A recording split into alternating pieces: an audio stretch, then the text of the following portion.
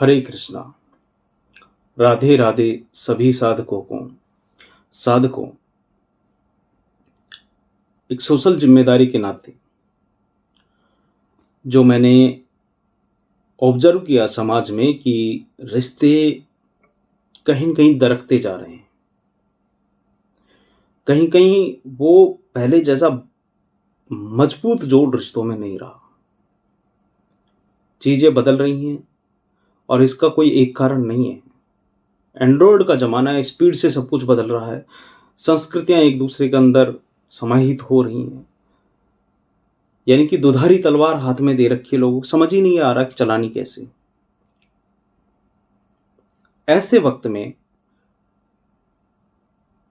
मैंने जो किताबें पढ़ी हैं, क्योंकि 2015 तक मैंने तैयारी की थी सिविल सर्विस की, लेकिन किन्हीं कारणों से मुझे छोड़नी पड़ी। लेकिन जो मेरे अंदर का जो जुनून था पढ़ने का, वो बरकरार रहा। और मैंने इतनी किताबें पढ़ी हैं नॉन फिक्शन, जिसपे कि सेल्फ हेल्प से लेके तमाम तर चीज़ें, साथ ही साथ स्पिरिचुअल टेक्स्ट जिसमें महाभारत, श्रीमद् भागवत गीता, रामायण, अष्टावक्र गीता, विदुर नीति, ये सारी किताबें पढ़ी। और पढ़ते-पढ़ते एक समझ में आया कि यार क्यों ना इससे मेरे देश की जनता की, समाज का अगर एक डिसीज़न लेने के लिए एक समझ पैदा कर सकूँ, तो इससे बड़ा और क्या कल्याण हो सकता है। विपस्वी साधक हूँ, कल्याण के अलावा मैं कुछ सोच नहीं सकता। तो जो रिश्तों में जो दरार आ रही हैं, जो वो थोड़ा जो बॉन्ड है वो ढीला होता जा रहा है, उसके लिए मैं आपको कुछ चीज़ें बताना चाहता हूँ। और मैंने ये चीज़ें सीखी हैं।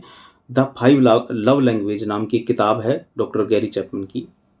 और उसमें 5 तरह की लव लैंग्वेजेज़ की बात की है, जिसमें कि ज़रूरी नहीं है कि आपका जो पार्टनर है, स्पाउस है, हस्बैंड या वाइफ है, जो आपका बेटर हाल्फ है, जो आपका बीलव्ड है, वो भी वैसी ही चीज़ें उसको भी वही चीज़ें लव फ़ील करवाती हों जो आपको करवाती हैं। करवा सकती हैं, ऐसा नहीं है कि दोनों बिल्कुल ही अलग-अलग प्रकृति के हैं, लेकिन एक को एक चीज़ अच्छी लग सकती है, दूसरे को दूसरी चीज़ अच्छी लग सकती है, और दोनों को ये चीज़ समझनी होगी, और इसी के बारे में हम बात करेंगे। और ख़ास तौर से विनती है कि अगर आपके फैमिली में, आपके फ्रेंड सर्कल में, आपके रिश्तों में, या आपकी खुद की शादी अगर अभी हुई है, 2-4 साल में हुई हो या अभी हुई हो, तो यार सबको ये वीडियो सेंड कर दो, काउंसलिंग का काम करेगा। क्योंकि चीज़ें सब एक दूसरा जानते हैं। कई बार चीज़ें आधी-अधूरी जानते हैं, कई बार पूरी जानते हैं, कई बार हस्बैंड को पता होती है लेकिन वाइफ़ को समझाता है तो वाइफ़ देखती नहीं है। और वाइफ़ को पता है हस्बैंड को कहती है तो हस्बैंड कहते हैं टाइम नहीं है। तो आपसे विनम्र निवेदन है कि खुद खुश रहें और दूसरों को खुश रहने में हेल्प करें, और इस वीडियो को कम से कम शेयर कर दें। वैसे मैं बोलता नहीं हूँ कि शेयर कर दो, लेकिन ये समाज में एक कल्याण का काम है। तो चलिए हम बात करते हैं कि जो 5 लव लैंग्वेजेज़ हैं, इसमें क्या-क्या है? ये 5 लव लैंग्वेजेज़ हैं। पहली चीज़, words of affirmation, act of service, receiving gifts, quality time और फिजिकल टच। जब हम अपनी और अपने पार्टनर की जो प्राइमरी लव लैंग्वेज को है उसे समझ पाते हैं, तो इससे रिलेशन में इमोशनल कनेक्शन और ज़्यादा डीपन होता चला जाता है, और मिसअंडरस्टैंडिंग कम होती है। ऐसे में कनेक्शन अधिक गहरा और लॉन्ग लास्टिंग होता है। हर व्यक्ति को का जो प्यार है, जो लव है, उसको एक्सप्रेस करने का और एक्सपीरियंस करने का तरीका अलग-अलग हो सकता है। इस चीज़ को हमें मानना पड़ेगा। और इन 5 जो लव लैंग्वेजेज़ हैं, इनके माध्यम से हम ये समझ सकते हैं कि हमारे और हमारा जो पार्टनर है, उसके लिए क्या चीज़ सबसे अधिक मीनिंगफुल है। उदाहरण के लिए कुछ लोग अपने पार्टनर के द्वारा कही गई कुछ अच्छी-अच्छी बातें हैं, उनको सुन कर के लव फ़ील करते हैं, अच्छा फ़ील करते हैं, जबकि कुछ लोग अपने पार्टनर के साथ बिताए गए क्वालिटी टाइम को प्रायोरिटी देते हैं। हर लव लैंग्वेजेज़ अपने आप में यूनिक है, और ये ज़रूरी नहीं है कि जो एक व्यक्ति की इमोशनल लव टैंक जो होता है हर किसी का, उसको अगर भरता है एक तरह का जो लव लैंग्वेज है, तो ज़रूरी नहीं कि वो दूसरे को भी सेम ही तरह की चीज़ चाहिए। वही उसके पार्टनर के लिए भी असरकारक हो, ऐसा ज़रूरी नहीं है।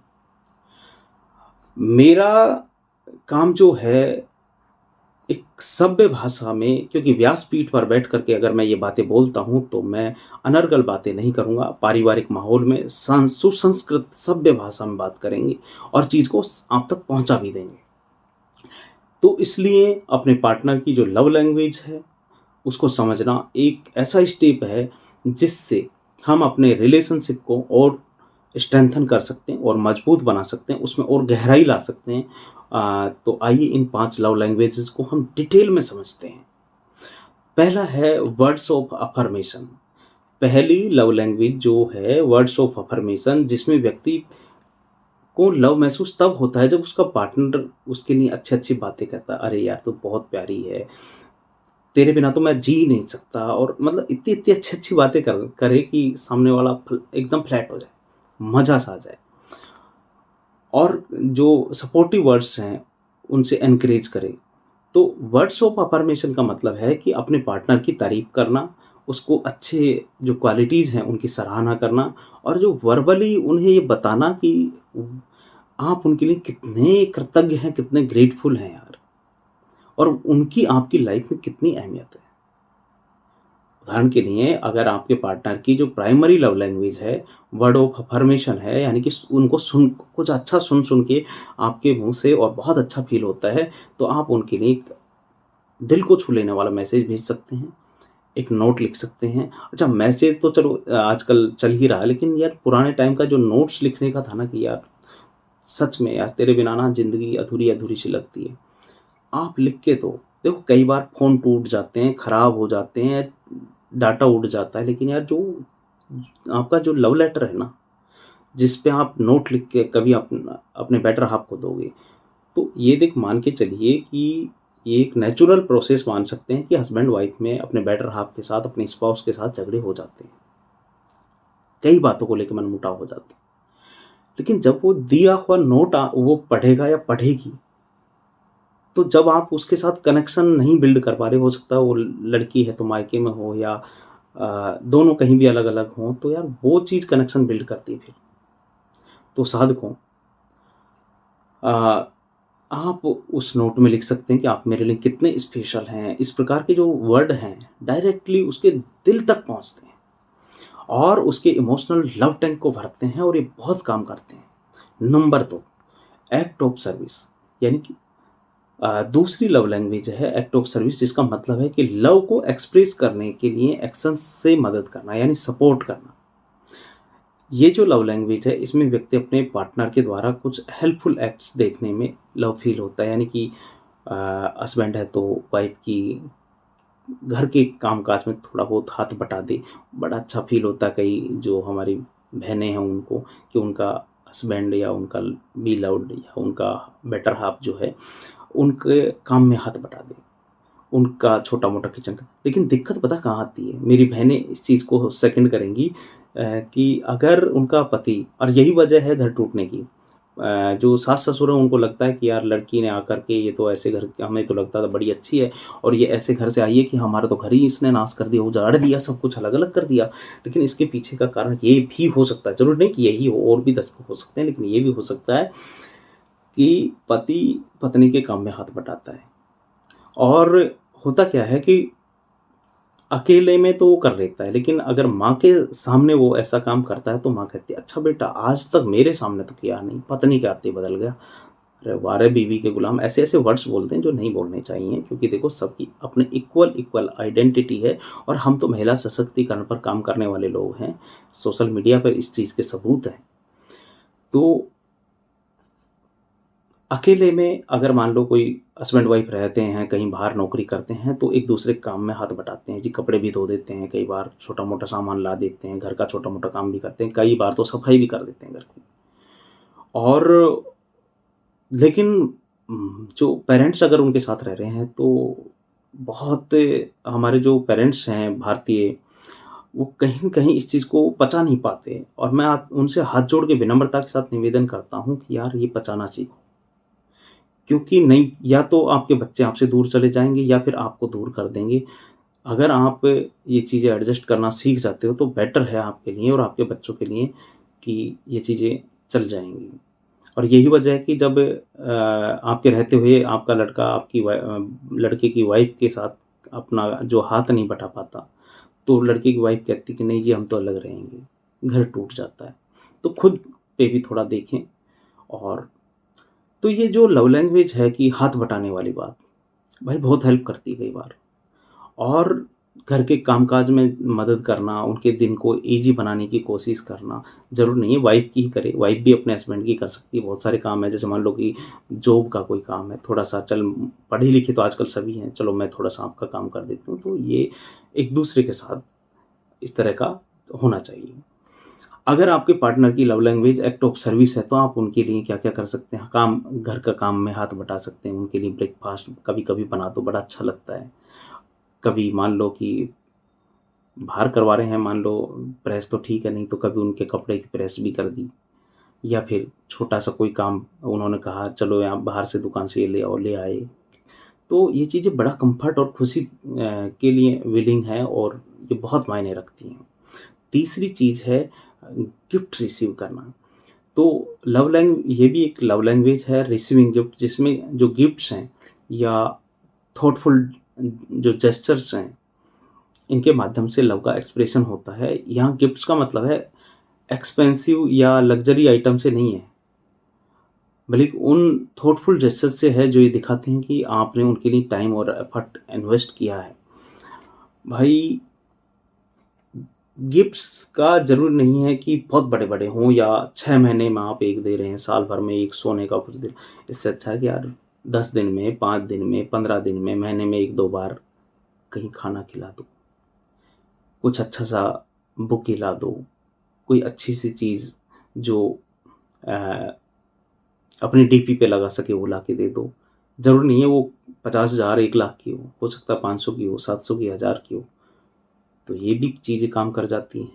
अगर आपके पार्टनर की लव लैंग्वेज रिसीविंग गिफ्ट्स है, तो एक छोटा-सा थॉटफुल गिफ्ट जो उसके लिए पसंदीदा फूल हो सकता है, बुके हो सकता है, स्पेशल बुक हो सकती है, हैंड रिटन कार्ड्स हो सकते हैं। ये छोटी-छोटी चीज़ें हैं जो हमें लगता है कि यार ये भी क्या काम करेगी, लेकिन कर जाती हैं। इससे उन्हें महसूस होता है कि आपने उनके बारे में सोचा और उनके लिए कुछ स्पेशल लाने का प्रयास तो किया। Number 4, quality time. देखिए कि ये ज़रूरी नहीं है कि सिर्फ़ एक ही लव लैंग्वेज हो, 2, 3, 4 चीज़ भी हो सकती हैं सबके लिए, कि एक चीज़ प्राइमरी हो और बाकी चीज़ें भी काम करती हैं। तो चौथी लव लैंग्वेज है क्वालिटी टाइम, जिसमें व्यक्ति को जो प्यार है, जो प्रेम है, जो लव है, तब महसूस होता है जब उसका पार्टनर उसके साथ अनइंटरप्टेड टाइम बिताता है। और इस लव लैंग्वेज में प्रेज़ेंस और अटेंटिवनेस का बहुत इम्पोर्टेंस होता है, यानी कि जब आप अपने पार्टनर के साथ हों, तो आपकी पूरी अटेंशन उसी पर होनी चाहिए। उदाहरण के लिए, आप अपने पार्टनर के साथ एक कोज़ी इवनिंग का प्लान कर रहे हैं मान लो, जहाँ आप दोनों डिस्ट्रैक्शंस फ्री एनवायरनमेंट में कनेक्ट कर सकें। चाहे वो एक साथ डिनर करना हो, वॉक पर जाना हो, मूवी देखना हो, अपने पार्टनर के लिए ये टाइम बहुत स्पेशल हो सकता है। Number 5, physical touch. 5वीं लव लैंग्वेज है फिजिकल टच, जिसमें स्पर्श के माध्यम से जो प्रेम का एक्सप्रेशन है, वो है। ये लव लैंग्वेज में व्यक्ति को अपने पार्टनर को के टच में एक फ़ील होता है लव का। ये एक जेंटल हग हो सकता है, हैंड होल्डिंग हो सकती है, कम्फर्ट टच हो सकता है, जो उन्हें एहसास कराए प्यार का और कनेक्शन का फ़ील करवाए। यानी कि अगर आपके पार्टनर की जो लव लैंग्वेज है, फिजिकल टच है, तो उन्हें हग करना, हाथ में हाथ पकड़ना, सिर पर प्यार से हाथ फेर देना, और उसकी ये चीज़ें उसके लिए बहुत मीनिंगफुल हो सकती हैं। ऐसे छोटे-छोटे जेस्चर्स जो हैं, उनके इमोशनल लव टैंक को भरने में बहुत मदद करते हैं। तो कई बार जो लव लैंग्वेज हैं, इनका जो मिसमैच हो जाता है, मिसमैच का मतलब कि पति की अलग, पत्नी की अलग। तो इसमें जो डिस्कनेक्शन होता है, और फ्रस्ट्रेशन का जो कारण बन सकता है, यही है कि एक-दूसरे की ज़रूरत क्या है, उसको ना समझ पाना। एक कहता है कि यार मैं इस चीज़ से खुश होता हूँ, तो तू भी इसी कुछ चीज़ से खुश हो। तो ये चीज़ें मिसमैच कर जाती हैं, और ये डिस्ट्रैक्शंस, फ्रस्ट्रेशन का कारण बनती हैं, कनेक्शन बिल्ड नहीं हो पाता। भले ही दोनों लोग एक-दूसरे से बहुत गहरा प्यार करते हों, लेकिन अगर उनकी लव लैंग्वेजेज़ अलग-अलग हैं, या एक दूसरे की लैंग्वेज को समझ नहीं पाते हैं, तो ये डिस्कनेक्ट क्रिएट कर सकता है।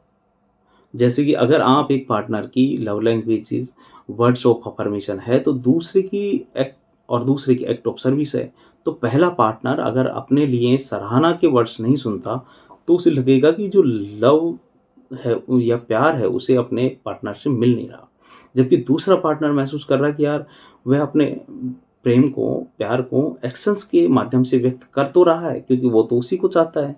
तो ऐसी स्थिति में एक दूसरे की जो लव लैंग्वेज है उसको समझना और उन लैंग्वेजेज में अपने फीलिंग्स को व्यक्त करना एम्पैथी और अंडरस्टैंडिंग का प्रतीक होता है, और इससे आपका पार्टनर एप्रिसिएटेड और वैल्यूड फील करता है, और आप दोनों के बीच बॉन्ड और ज़्यादा गहरा होता चला जाता है। अपनी और अपने पार्टनर की जो लव लैंग्वेज है उसको जानने के लिए आप छोटी छोटी एक्सरसाइज भी कर सकते हैं, या इसके अलावा अपने पार्टनर के बिहेवियर, प्रेफरेंस और रिस्पॉन्सेस को भी ऑब्जर्व कर सकते हैं, जिसके बारे में हम आगे वीडियोज में बात करेंगे। और ये देखने की कोशिश करें कि किस प्रकार एक्सप्रेशंस पर सबसे ज़्यादा रिएक्ट करते हैं, किस चीज़ से सबसे ज़्यादा खुश होते हैं। जब आप दोनों अपनी जो लव लैंग्वेज है उसे समझ लेते हैं, तो इस पर खुलकर बातचीत करें और एक दूसरे को बताएं कि आपको किस प्रकार के एक्सप्रेशन सबसे ज़्यादा प्रिय है। देखिए साधकों, ये सच है कि जो हमारे स्पिरिचुअल टेक्स्ट्स उन पर खूब पढ़ते हैं, उनको समझते हैं, उनको समझाते हैं, भगवान का मैसेज आप तक पहुंचाते हैं, लेकिन यह भी तो हमारी जिम्मेदारी है कि हमारे साधक, हमारे देश की जनता सुकून भरी ज़िंदगी जिए, प्रेम के साथ रहें। अरे घर में झगड़े होंगे तो बाबाओं के प्रवचन सुनने का कोई फ़ायदा नहीं है। देखो, पहली घर की शांति सबसे ज़्यादा ज़रूरी है, और ये बाबा होने के नाते, एक स्पिरिचुअल गुरु होने के नाते, या फिर आप कुछ भी समझ लें, गाइड होने के नाते, मैसेंजर ऑफ गॉड होने के नाते, भगवान का डाकिया होने के नाते, या यूँ समझो कि मैं चाहता हूँ कि आप खुश रहें, आपकी ज़िंदगी में खुशहाली आए, इन तमाम जो मेरी सोच है उसके नाते, यार मैं तुम्हारी ज़िंदगी में सुकून चाहता हूँ, और ये मेरा फ़र्ज़ बनता है कि मैं इन तमाम चीज़ों को भी आपकी ज़िंदगी से मैं बताऊँ, गाइड करूँ। तो आप दोनों की जो लव लैंग्वेज है उसको समझ लें और खुलकर बातचीत करें, एक दूसरे को बताएं कि आपको किस तरह के एक्सप्रेशन सबसे प्यारे हैं, अच्छे लगते हैं। अब हम जान लेते हैं कि इन लव लैंग्वेजेस का जो एक दूसरे के साथ संप्रेषण कैसे किया जाए, कैसे एक दूसरे को बताएं। तो अगर words of affirmation love language है आपके पार्टनर की, तो उन्हें इनकरेज करें, उनकी खूबियों की प्रशंसा करें, मोटिवेट करें, उन्हें एक पर्सनल नोट या दिल को छू लेने वाला कुछ ऐसा लिख के दें कि जो उसे उन्हें अच्छा लगे। अगर उनकी love language act of service है तो उसके अकॉर्डिंग उनकी हेल्प कर दें, और रिसीविंग गिफ्ट वाली है तो उनके लिए छोटे छोटे टाइम टू टाइम, क्योंकि देखो खाना है जो रोज़ ही खाना होता है, हमें थोड़ा थोड़ा ही खा लें, क्योंकि 10 दिन का खाना एक दिन तो नहीं खा सकते। इसलिए चीज़ें छोटी ही सही, रेगुलर टाइम पे एक टाइम पीरियड में लाके देते रहें अपने वो स्पाउस को। ज़रूरी नहीं है कि पति पत्नी को ही दे, पत्नी भी पति को दे सकती है। और चौथा है क्वालिटी टाइम। अगर अपने पार्टनर की लव लैंग्वेज है क्वालिटी टाइम, तो आप डिस्ट्रैक्शन फ्री एनवायरनमेंट में अपना टाइम स्पेंड करें, एक्टिविटीज़ प्लान करें और एक दूसरे के साथ कनेक्ट करें। पांचवा है फिजिकल टच। अगर आपके पार्टनर को अच्छा लगता है तो आप जेंटल टच करें, हग करें, हैंड होल्डिंग करें, और साथ साथ घूमें फिरें, एक दूसरे को सपोर्ट करें, कंफर्ट फील करवाता है। आखिर में हम ये कहना चाहते हैं कि जो 5 लव लैंग्वेजेज जिनकी हमने बात की, इनमें मास्टरी हासिल करना वास्तव में हमारे रिलेशनशिप को ट्रांसफॉर्म कर तो सकता है, लेकिन अचानक नहीं होगा, होते होते होगा। प्रैक्टिस करने से चीज़ें आती हैं। रिलेशनशिप अंडरस्टैंडिंग, एम्पैथी और एक दूसरे की इमोशनल जो नीड है उसको आज सम्मान करने पर थ्राइव करते हैं। जब हम अपनी और अपने पार्टनर की जो लव लैंग्वेज है उसको समझते हैं और उस लैंग्वेज में कंसिस्टेंट एफर्ट डालते हैं, कंसिस्टेंट बोला है मैंने, लगातार होते होते, तो ये हमारे रिलेशनशिप को एक स्ट्रॉन्ग और लॉन्ग लास्टिंग कनेक्शंस में डीपन स्ट्रेंथनिंग करता है। और जोड़ को और मजबूत करता है, हमारे रिश्तों के जोड़ को और गहरा करता है और मजबूत करता है। याद रखें कि जो लव लैंग्वेज है इनको समझना, इम्प्लीमेंट करना एक ऑनगोइंग प्रोसेस है और ये एक ऐसा मौका है जिससे आप एक दूसरे को गहराई के साथ समझ पाते हैं और अपने रिलेशनशिप को और ज़्यादा फुलफिलिंग बनाते हैं। तो आप खुश रहें, औरों को खुश करने के लिए, उनकी ज़िंदगी में सुकून लाने के लिए आप इस वीडियो को ज़रूर शेयर करें। मैं हर वीडियो के लिए मैं नहीं कहता, आप खुद करते हैं, लेकिन इसके लिए मेरी रिक्वेस्ट है कि आप लोगों की ज़िंदगी में ज़्यादा सुकून और शांति के लिए ज़रूर शेयर करें। हरे आपका मंगल हो, आपका कल्याण हो, आपकी स्वस्थ मुक्ति हो, सभी सुखी रहें। हरे कृष्णा, कृष्णा कृष्णा हरे हरे, हरे राम, राम राम हरे हरे। बोलो राधा रानी की जय हो।